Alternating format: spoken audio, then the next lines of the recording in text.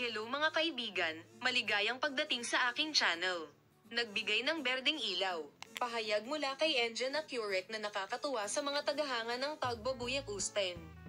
Nagsalita ang sikat na aktor na si Enjan Accurek sa isang award ceremony na dinaluhan niya.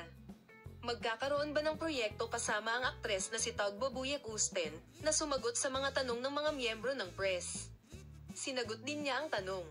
Makinig ka mahal na Tuldok 37. Sinagot ng gwapong aktor na si Enjan Accurek, na sumikat sa maraming TV series productions, ang mga tanong ng press members sa award ceremony na dinaluhan niya. Si Enjan Accurek, na sumagot kung magkakaroon ng bagong proyekto kasama si Tagbabuyak Usten, na nakilala niya sa set ng pelikula, ay nakakuha ng pansin. Sa pagsasalita sa event, sinabi ng aktor na nag-enjoy siya sa kanyang ama.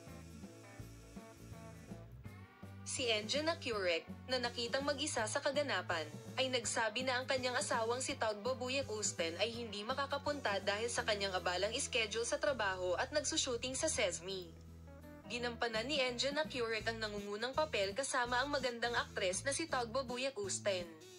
Ang shooting ng pelikula ay ginawa sa Sesame at Alacate, ang mga turistang distrito ng Izmir. Hindi nagpabeya ang aktor na si Enjan Accurek na sagutin ang mga tanong. Darating ba muli ang bagong proyekto kasama si Tagbabuyak Usten, na dumalo sa kaganapan?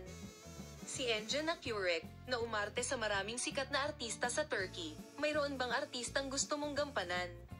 Sa tingin ko halos lahat ng babaeng artista sa Turkey ay napaka-successful.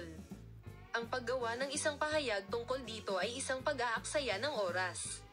Sagot niya, sa mismong sandaling ito, dumating si Tagbabuyak Usten at tinanong ng mga reporter kung maaaring si Tagbabuyak Usten ang babaeng hinahanap mo, at sumagot siya, syempre, bakit hindi?